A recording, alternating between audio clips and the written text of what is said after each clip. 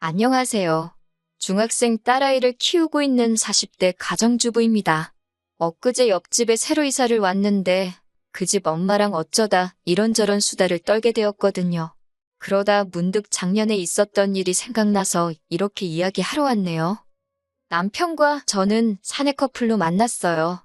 남편의 대시로 만나기 시작해서 2년 정도 사귀었지요. 솔직히 당장 가진 건 없는 남자였지만 성실하고 무엇보다 능력 있는 사람이라서 그거 하나 바라보고 결혼까지 결심했네요. 결혼을 하고 1년 만에 아이를 가졌어요. 원래는 좀 더 자리를 잡고 아이를 가지려고 했는데 그게 계획대로 되질 않았네요. 당시만 해도 산후조리원이 제법 비쌌거든요. 그래서 비교적 가까이 사시는 시어머니께 부탁을 드렸는데 손자도 아니고 손녀라서 봐주기 싫다 하시대요. 그 일로 남편하고 어머님 사이가 아주 틀어졌어요. 사실 저희 친정부모님은 시댁에 비하면 훨씬 먼 지역에 살고 계셨고 농사도 지으셨기에 염치불구하고 시어머니께 먼저 여쭤봤던 거거든요. 아무튼 어쩔 수 없이 친정어머니가 올라오셔서 아이를 봐주셨어요. 남편이 감사하다고 당시에 100만 원 정도 챙겨드렸는데 그걸로 저희 둘 몸보신이나 하라며 한사코 거절하셨다네요. 지금이야 회사마다 출산과 육아를 위해 이런저런 복지가 잘 마련되어 있다지만 사실 제가 처음 아이를 낳았을 때만 하더라도 사정이 많이 달랐습니다. 복귀를 한다고 해서 얼마나 버틸 수 있을지도 장담할 수가 없었지요. 게다가 첫째라 그런지 커가는 한순간도 놓치기 싫더라고요. 그래서 남편과 상의 끝에 회사를 관두고 당분간 육아에 매달리기로 했어요. 이제 와서 말이지만 가끔 돈이 아쉬울 때나 잘 나가는 동기들의 소식을 들을 때는 속이 상하기도 했네요. 지금 돌이켜 생각해보면 제 인생에서 정말 잘한 선택 중 하나지만요. 딸이 초등학교에 들어가고 나자 여기저기 돈 들어갈 때가 많더라고요. 기왕이면 좋은 것만 해주고 싶은 게 부모 마음 아니겠어요? 그래서 다시 직장을 알아보기 시작했는데 8년의 공백을 뛰어넘고 복귀를 한다는 게 쉬운 일이 아니었어요. 어쩔 수 없이 지인들에게 제 스스로 구직 중이라는 소문을 내기 시작했습니다. 20대였다면 부끄러워서 그런 소리는 못하고 다녔을 텐데 이것도 엄마가 돼서인지 그런 생각은 안 들더라고요. 아무튼 그러다 한 여자 선배로부터 연락을 받았습니다. 그 선배도 애 낳고 키우느라 회사를 나왔다가 지금은 창업 준비를 하고 있다며 저더러 같이 해볼 거냐 물어왔지요. 결과부터 말씀드리자면 거절할 이유가 없었기에 좋다 했네요. 그리고 지금이야 어느 정도 자리도 잡았지만 그때 진짜 선배랑 저 아줌마 둘이서 뭘 좀 해보려고 얼마나 애를 썼는지 지금도 그때만 떠올리면 너무 고생을 해서 그런가 눈물부터 난다니까요. 이후로 남편도 남편대로 잘 풀리고 제 사업도 조금씩 자리를 잡아가고 딸은 딸대로 건강하게 잘 자라주니 뭐 크게 걱정할 게 없었습니다. 그리고 저희는 10년 만에 소위 강남에 입성하게 되었어요. 하지만 그때부터였습니다. 10년 가까운 세월을 아들 하나 못 낳았다며 저를 무시하고 제 딸을 거들떠도 안 보시던 어머님이 어찌나 아는 체를 하시던지요. 맹추인 줄 알았더니 언제 이렇게 돈을 모았냐? 그렇게 우리 뭐 하나 사주는 법이 없더니 너네만 이렇게 잘해놓고 살라 그랬냐? 집이 널찍하니 좋다. 앞으로 서울에 오면 이 집에서 있으면 되겠다. 평소에도 워낙 시부모님이 생각 없이 말하는 편이라 그때도 그냥 나오는 대로 말씀하시는구나 생각하고 심각하게 받아들이지 않았습니다. 남편도 그랬다고 하더라고요. 그런데 이게 웬걸 시부모님 특히 어머님께선 정말 한 달에 한두 번씩은 꼬박꼬박 저희 집에 오기 시작하셨지요. 어디가 조금이라도 안 좋다 싶으면 무조건 강남 가야겠다고 강남 병원 가야 된다고 아주 죽는 소리를 하시면서 오셨는데 오시면 일주일까지도 머물다 가셨어요. 그리고 저희 일정은 조금도 신경 써주지 않으셨고요. 특히 제 경우에는 어느 정도 사업이 자리를 잡은 이후로는 주로 집에서 업무를 보고 있었거든요. 어차피 주된 거래처가 해외에 있었고 온라인으로 일이 이루어지다 보니 가능한 상황이었어요. 덕분에 딸에게도 소홀하지 않을 수 있었고요. 그렇다 보니 제가 집에 있다고 해서 갑자기 오신 어머님의 수발을 3일이고 일주일이고 들 수 있다는 건 아니었네요.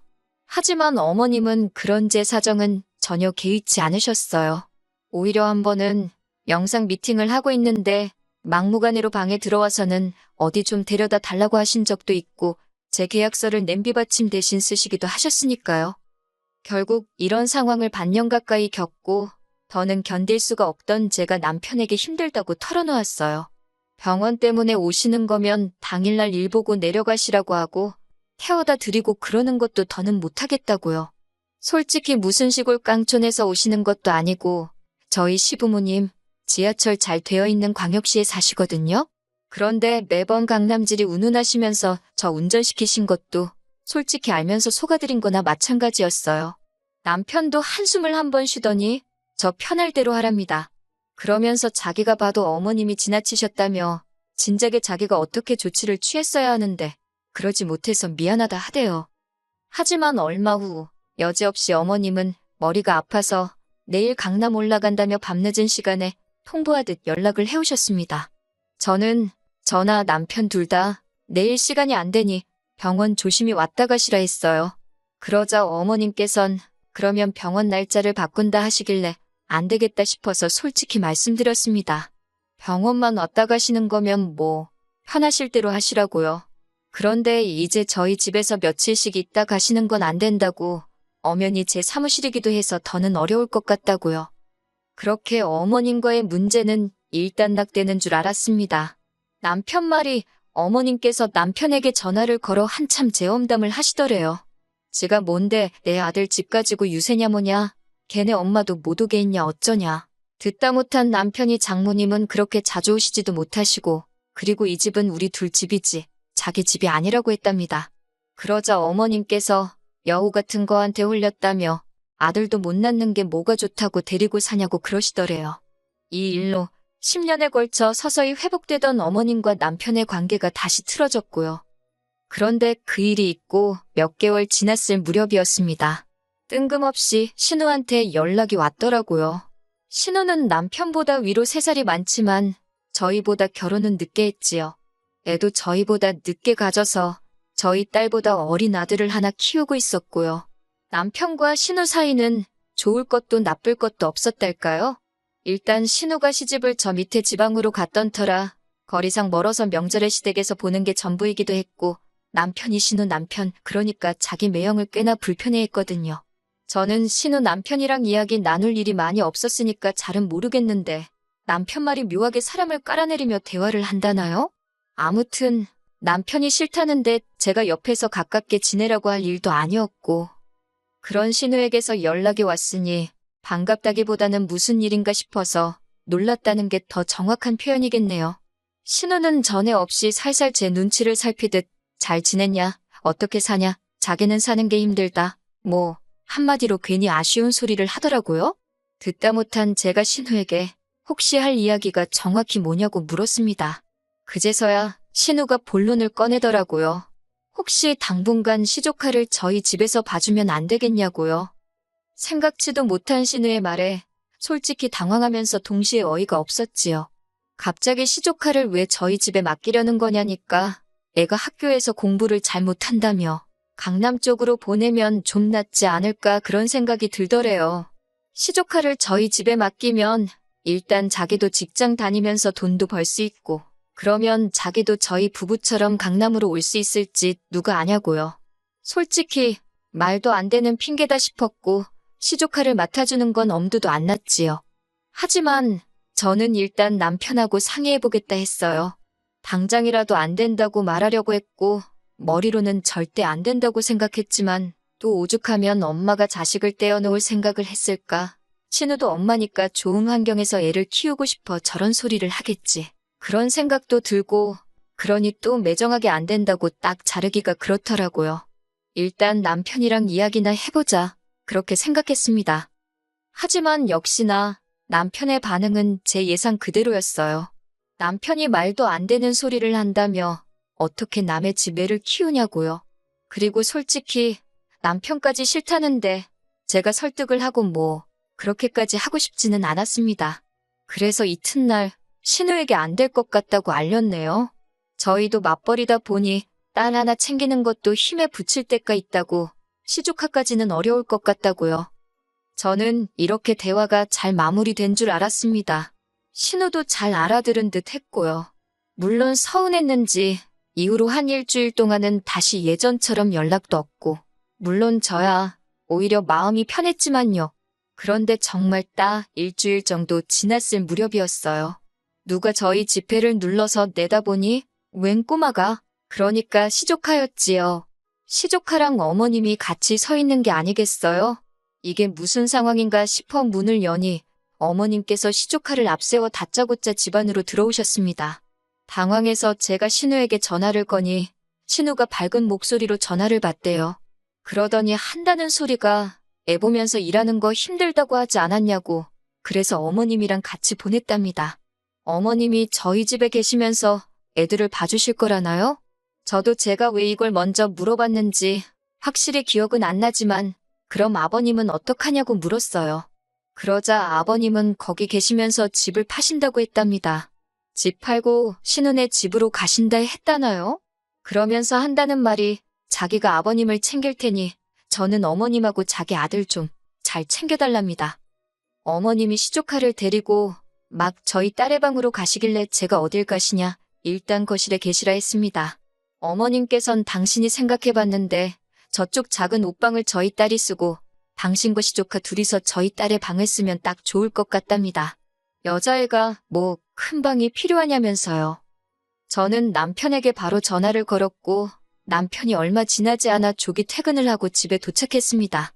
어머님께 이게 무슨 경우냐고 물으니 당신은 신우랑 저랑 대화가 다 된 줄 아셨다나요?